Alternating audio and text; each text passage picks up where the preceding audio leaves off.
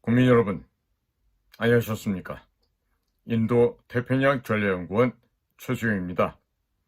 오늘도 공작권TV 그레이티 게임을 애청해 주셔서 감사를 드립니다. 최근 들어서 지금 매우 국제 정세가 복잡해지고 또 한반도에 그다지 긍정적이지 못한 시그널들이 여기저기에서 포착이 되고 있습니다. 그럼 과연 우리는 이와 같은 2023년의 이 끝자락 11월, 12월을 남기고 있는데 이 2023년의 끝자락을 어떻게 마무리를 해야 좋을지 다 같이 생각을 해보도록 하시죠. 해서 오늘은 윤석열 정권의 퇴조 그리고 박근혜 정권의 화려한 부활에 대해서 설명을 드리고자 합니다. 결론부터 말씀을 드리면 박근혜 대통령을 세계 평화 특사로 임명해야 한다는 점을 강조를 하고 있습니다. 지난 10월 26일 박정희 대통령 서거 44주기를 맞이하여 국가원수 최초로 박정희 대통령 추도식에 윤석열 대통령이 참석을 했습니다. 그리고 11월 7일 대구 일정을 마친 윤석열 대통령이 박근혜 대통령 사저를 방문했다고 합니다. 윤석열 대통령의 지지율이 한창 오를 때인 작년에는 박정희 대통령의 추도식이 여전히 있었습니다마는 작년에는 윤석열 대통령이 추도식 참석을 하지 않았습니다. 그리고 박근혜 대통령도 모른 척하고 지내왔었습니다. 그런데 지지율이 빠지고 탄핵당할 위기가 슬금슬금 밀려오는 현재 상황에 이러한 위기 상황에 처하게 되자 법전에도 없던 묵시적 부정청탁, 경제 공동체 등의 죄목을 창조적으로 그야말로 누구도 생각 못한 이 묵시적 부정청탁, 경제 공동체라는 죄목을 만들어서 바로 자신이 구속시킨 박근혜 대통령을 찾아가서 살려달라고 애원하는 모양이 되고 말았습니다. 본인이 구속시킨 피의자한테 가서 살려달라고 SOS를 쳤다라고 하는 것은 검찰총장 출신의 윤석열 대통령에게 이미 최후의 선고가 내려진 것이라 할 수 있겠습니다. 즉 사망 선고가 내려졌다는 것이라고 하겠습니다. 만일 윤석열 대통령이 박근혜 대통령에게 그 당시 죄송하게 되었다고 말을 했다면 그 또한 죄 없는 사람을 억울하게 누명을 씌워서 탄핵시키고 구속시킨 반헌법적 범죄 행위를 자백하게 되는 것이므로 검찰총장 출신의 윤석열 대통령의 생명력은 끝난 것이 됩니다. 어찌됐든지 간에 윤석열 정권은 11월 7일부터 수명을 다한 것이 될 수 있으며 11월 7일부터는 박근혜 정권의 화려한 부활이 시작된 것입니다. 윤석열 정권이 잘 되기를 바라고 있지만 박영수, 윤석열, 한동훈 특검팀의 태블릿 PC 조작을 통해 죄 없는 박근혜 대통령을 끌어내리고 감옥에 쳐넣은 범죄를 역사에 기록을 하고 국민들에게 교육을 올바로 시켜야 다시는 이와 같은 파렴치한 기회주의자들이 대통령이 되고 장관이 되는 불상사를 막을 수 있는 것이기에 반드시 짚고 넘어가야 하는 것입니다. 잘못된 것을 잘못되었다고 해야 될 것이고 목에 칼이 들어와도 바른 소리를 하는 것이 언론이 가져야 할 기본 자세이자 책임이라고 생각합니다. 윤석열 정권이 잘 되기를 바라는 것과 그들의 범죄 행각을 기록으로 역사에 남기는 것은 별개의 문제입니다. 윤석열 대통령이 진짜로 정말로 박근혜 대통령에게 사과하는 마음이 있다면 대통령 전권으로 세계 평화특사의 임무를 부여하여 러시아의 푸틴 대통령, 미국의 트럼프 대통령, 바이든 대통령, 이스라엘 네타냐후 총리 등을 방문케 하여 전쟁을 그만두고 평화협정을 체결하도록 메시지를 전달하게 만들어야 할 것입니다. 대통령 전권 평화특사 임무를 박근혜 대통령에게 요청하지 못한다면 윤석열 대통령이 박근혜 대통령에게 죄송하게 되었다고 100번, 1000번, 10,000번 말을 해도 진정성이 없는 공허한 메아리가 될 것입니다. 러시아는 우크라이나에서 전쟁을 그만두고 싶어 합니다. 그런데도 나토 국가들이 지속적으로 무기를 제공하면서 전쟁을 질질 끌고 있습니다. 이것은 나토 국가들이 우크라이나 국민들에게 몹쓸 짓을 하고 있는 것입니다.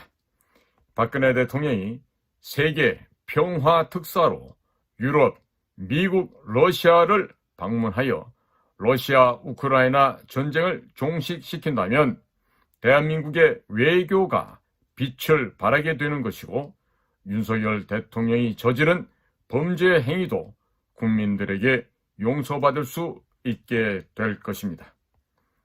내년도 총선에서도 물론 이길 수 있겠죠. 탄핵도 안 당하게 될 것입니다. 그러나 윤석열 대통령이 그 정도의 결단력과 결기가 있을지는 모르겠습니다.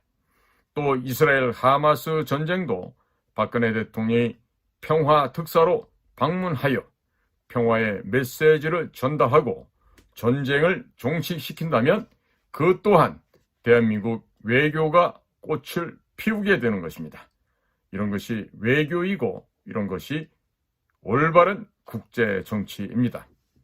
서울대학교 치과대학 출신, 외교부에서 외무 공무원을 했던 정보 분야의 비전문가 김규현 씨를 국정원장에 1년 이상 앉혀놓고 문재인 세력에게 면죄부를 주려고 하는 윤석열 대통령의 속셈도 이미 국민들께서 파악하고 잘 알고 있습니다. 국가 기밀이 담긴 USB가 테러단체 국제범죄조직인 북조선에게 넘어갔음에도 불구하고 제대로 수사를 하지 않고 있는 것은 윤석열 대통령이 헌법 정신을 수호하고자 하는 의지가 없기 때문에 이 또한 탄핵 사유에 해당이 됩니다. 국군 통수권자로서 윤석열 대통령은 결격 사유이고 제대로 된 야당이 있다면 북한 괴뢰 정권에게 넘긴 USB 수사를 포기한 것을 문제 삼아서 대통령을 상대로 탄핵을 추진해야만 정상적인 국가라 하겠습니다.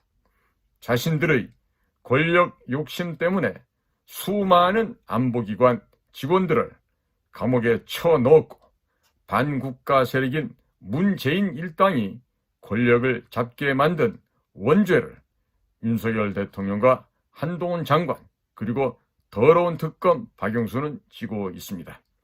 국민들이 윤석열 대통령에게 자신이 대한민국과 박근혜 대통령에게 저지른 범죄를 회개하고 국가에 헌신할 수 있는 마지막 기회를 주고 있습니다. 박근혜 대통령을 대통령 전권 평화특사로 임명하여 세계 평화에 기여할 수 있도록 예우를 갖추시기 바랍니다.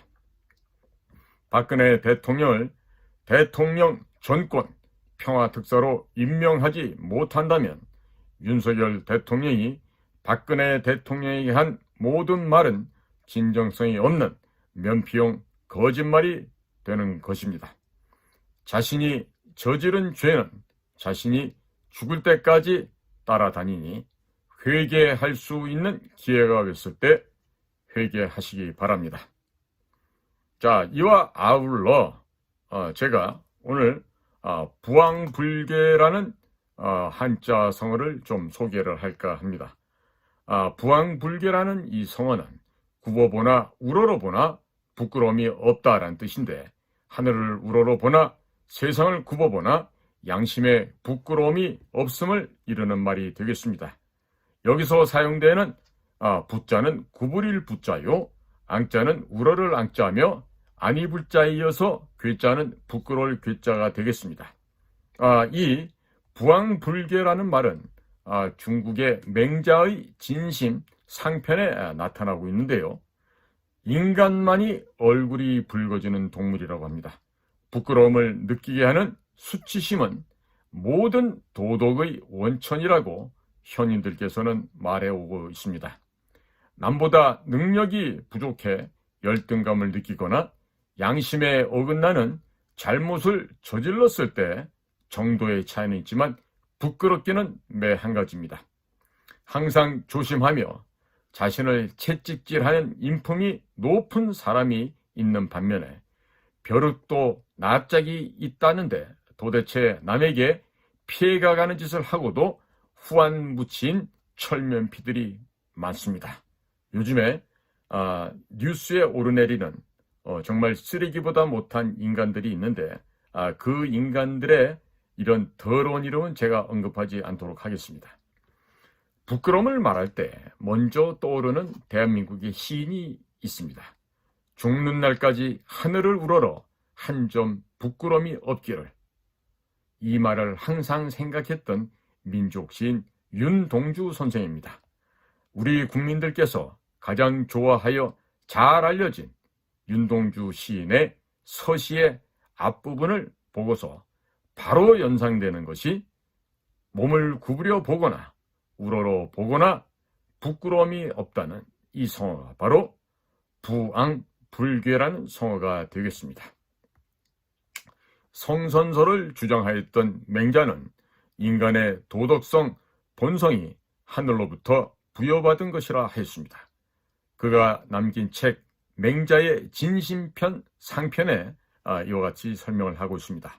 사람의 본심, 인, 의, 예, 지가 외부에 대응하여 나타난 사단심. 이 인이란 것은 어질인이요, 의라고 하는 것은 오를 의자요, 예자는 예도 예자, 그리고 지자는 지식, 지혜를 나타내는 지자가 되겠습니다. 그래서 이 인의 예지가 외부에 대응해서 나타난 이 사단이라고 그러는데, 이 사단을 바르게 기르는 것이 하늘을 섬기는 것이라 하였습니다. 그러면서 뒷부분에 이 성어가 나오는 그 유명한 군자의 세 가지 즐거움, 군자 삼락을 이야기하고 있습니다. 인격과 덕망을 갖춘 군자에게는 세 가지 즐거움이 있는데, 천하를 다스리는 왕이 되는 것을 가장 먼저 제외를 합니다. 부모가 살아계시면서 형제들이 무탈한 것이 첫 번째 즐거움이요, 그리고 천하의 우수한 인재들을 얻어 가르치는 것이 세 번째 즐거움이 됩니다. 그리고 그 중간에 두 번째 즐거움이 바로 위로는 하늘을 우러러 부끄럽지 않고 아래로 굽어보아 사람들에게 부끄럽지 않는 것이 두 번째 즐거움이라 하였습니다. 즉, 앙, 불괴어천하고 부작어인한 것이 이락야라는 얘기가 있습니다. 첫째와 셋째에 비해 부단히 수양을 해야만 이루어질 수 있는 두 번째 즐거움의 중요함을 알 수가 있습니다. 옳은 사람에게는 부귀라는 것이 사실상 즐거움이 될 수 없다는 것을 강조한 데 특색이 있습니다. 가정의 행복이 첫째, 마음의 편안함이 둘째, 후배의 양성이 셋째일 뿐 그 밖의 것은 사람을 즐겁게 하는 것이 될 수 없다라는 것입니다. 군자의 세 가지로 시작하는 말이 다수 있는데, 무식하고 모르면서 배우지 않고 배우고 실천하지 않는 것을 군자 삼우, 이때 우라는 것은 근심 우자가 되겠습니다. 보통 사람들은 양심에 조금 거리끼는 짓을 하면 부끄럽다, 이렇게 느끼겠죠. 부끄러움을 잘 타는 사람은 내성적이라 자기 일만 하고 남의 일에 잘 나서지 못하는 성향이 있습니다.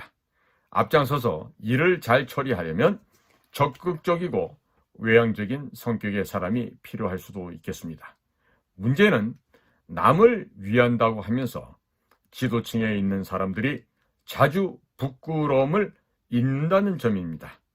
다 그런 것이 아니고 어제 한 말과 오늘 말이 다르고 큰 소리 치면 이긴다고 생각을 하고 아랫사람은 괴롭혀도 괜찮다는 갑질을 일삼기가 일수인 것입니다. 심지어 범죄를 저지르고도 변명을 일삼고 남에게 덮어씌우는데 바로 이와 같은 부끄러움을 알아야만 사회가 건강해질 수 있습니다. 제가 지금 지적한 이와 같은 상황에 해당되는 요즘의 인간 쓰레기, 짐승보다 못한 그 쓰레기 이름은 제가 언급하지 않겠습니다.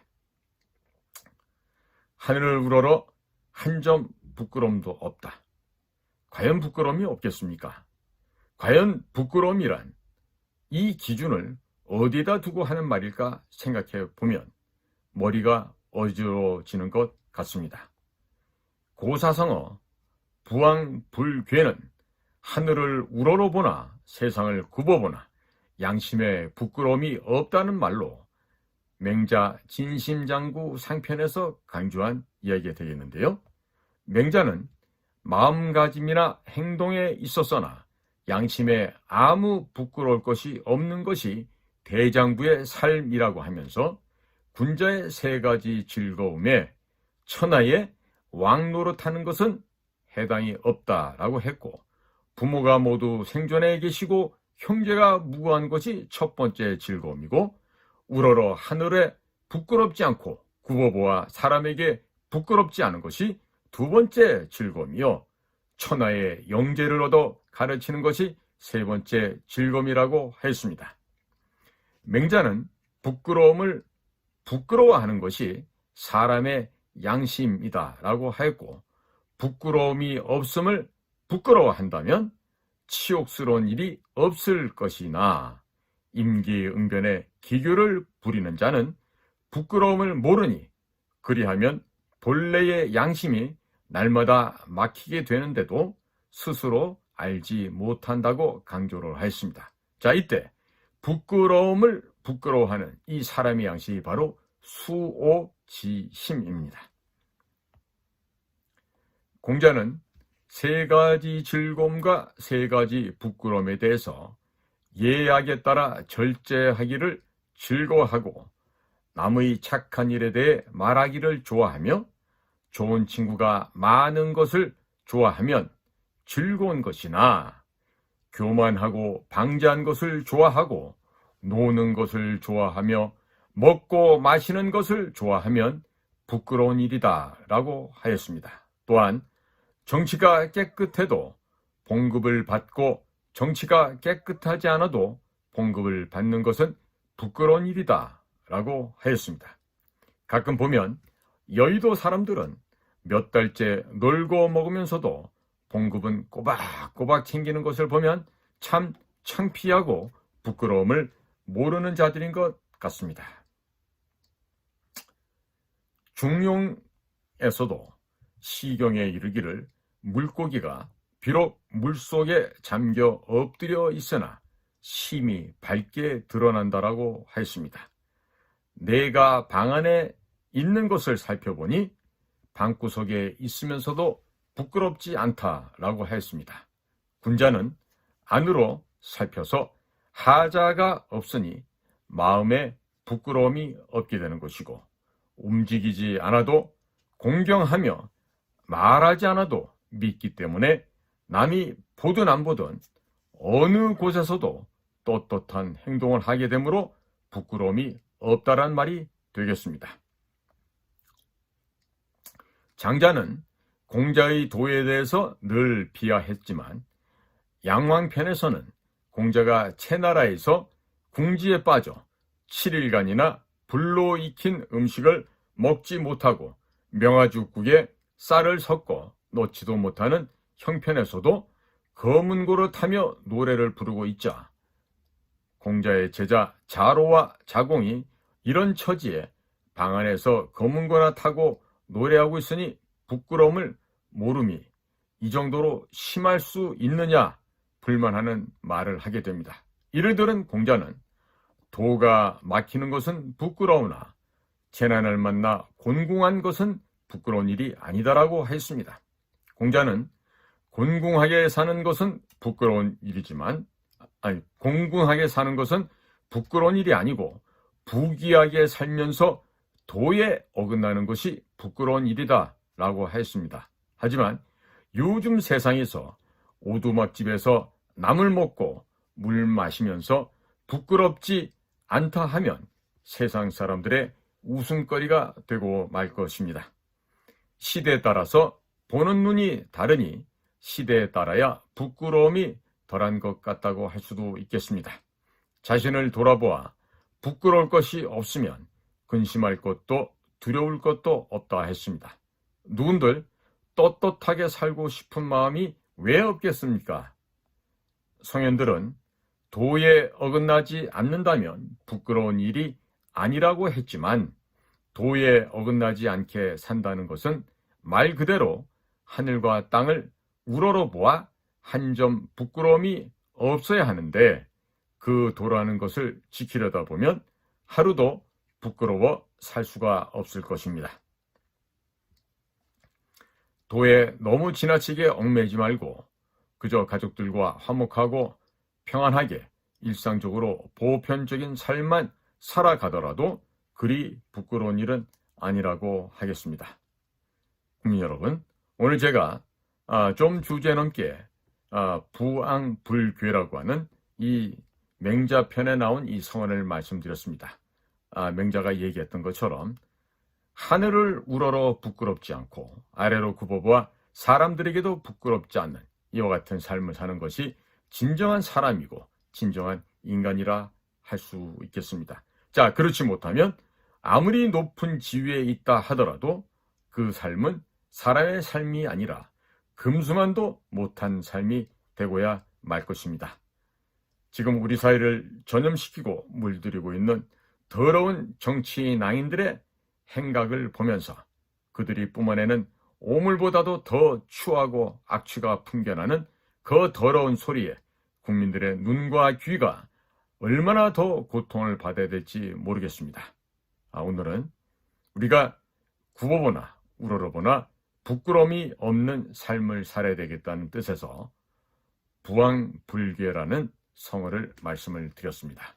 오늘도 공작관TV 그레이트 게임을 경청해 주시는 대한민국의 모든 국민 여러분들께 감사를 드립니다. 저는 인도태평양 전략연구원 최수용이었습니다. 감사합니다.